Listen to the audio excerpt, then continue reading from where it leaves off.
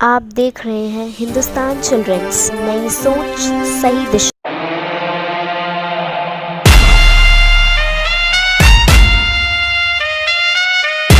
नमस्कार, मैं हूं आपके साथ दीपशिखा। आप सबका स्वागत है हिंदुस्तान चिल्ड्रंस में।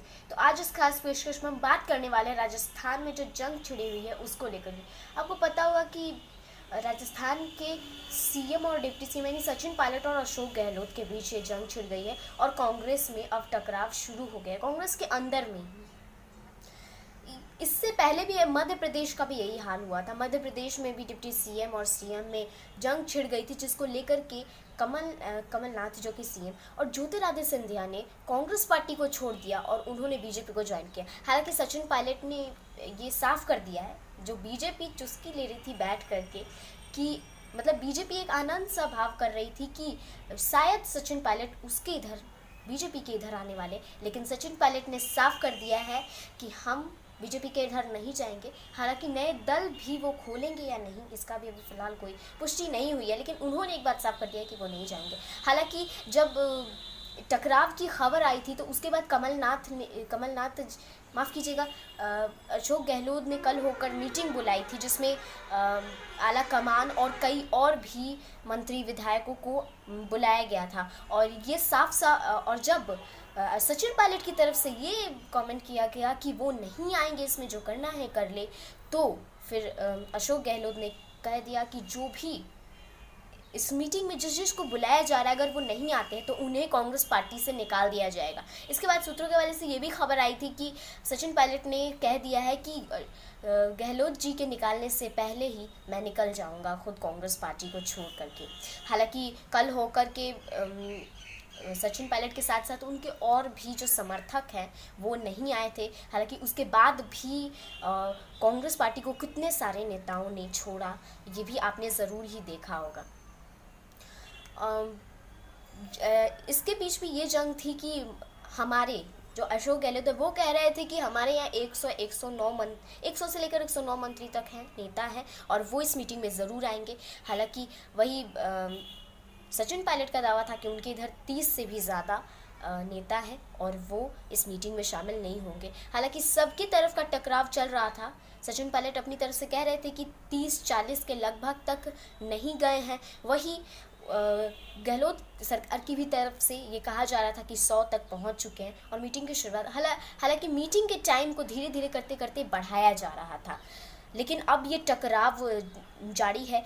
अब कांग्रेस कितनी भी छुपाने की कोशिश करे, लेकिन साफ नज़र आ रहा है कि जिस तरीके से मध्य प्रदेश में कांग्रेस का दो टूक हुआ, टकराव चला था कुछ महीने पहले, वही अब राजस्थान में भी दिख रहा है। हालांकि कुछ महीने जब मध्य प्रदेश और राजस्थान का चुनाव कांग्रेस ने जीता था, दोनों एक साथ ही, तब भी सीएम को लेकर के कुछ टकराव चले थे, लेकिन फिर आलाकमान ने इसको संभाला था और डिप्टी सीएम और सीएम के पद को दिया था अच्छे से इसको संभालने को लेकर के। लेकिन फिर उसका टकराव बाद में दिखा, मध्य प्रदेश में भी और अब राजस्थान में भी दिख रहा है। मतलब ये साफ है कि अब युवाओं नेता पर भी कांग्रेस का जो युवा नेता है उन पर से कांग्रेस का विश्वास जो है वो मतलब कि युवा नेता का विश्वास कांग्रेस पर से उठ रहा है, क्योंकि जिस तरीके से युवा नेता ज्योतिरादित्य सिंधिया है, सचिन पायलट है,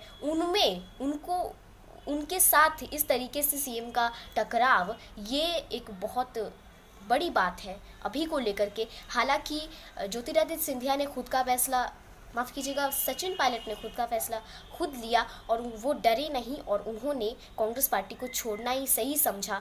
इसको लेकर के भी आत्मविश्वास युवाओं नेता पर ज़रूर बढ़ेगा, उनका आत्मविश्वास, और वो भी अच्छे से अच्छे फैसले ले पाएंगे खुद से।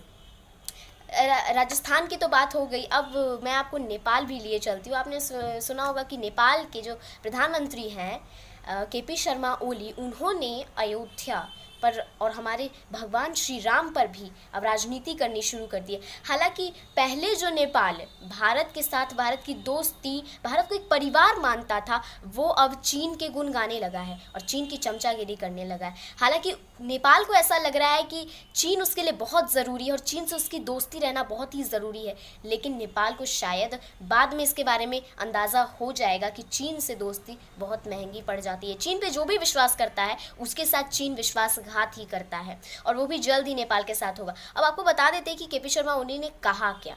दरअसल केपी शर्मा ओली ने कहा, उनके कहने का मतलब ये निकला कि भगवान श्री राम जो हैं उनको इतनी दूर, मतलब कि अयोध्या जो कि यूपी में, उन्हें नेपाल के जनकपुर में शादी करने के लिए आना पड़ा इतनी दूर। मतलब ये आप सोच सकते हैं कि कैसे उन्होंने अपना ये बात कही, मतलब आप विश्वास भी नहीं कर सकते। वही कुछ साल पहले वही जब प्रधानमंत्री मोदी नेपाल के जनकपुर गए थे तो केपी शर्मा ओली ने कहा था कि केपी शर्मा ओली ने उस वक्त भारत का साथ दिया था और माता सीता को भी अपना भगवान मानते थे वो, और श्री राम को भी। लेकिन आज उन्होंने जिस तरीके से आस्था पर सवाल उठाने का काम किया है, ये साफ करता है कि चीन की चमचागिरी करते करते वो आस्था को भी भूल चुके हैं और अब ऐसे बेकार बेतुकी बातें, बयानबाजियाँ कर रहे हैं। हालांकि उन्हें बाद में ज़रूर इसके बारे में पता चल जाएगा। तो मैं केपी शर्मा ओली जी से यही कहना चाहूँगी कि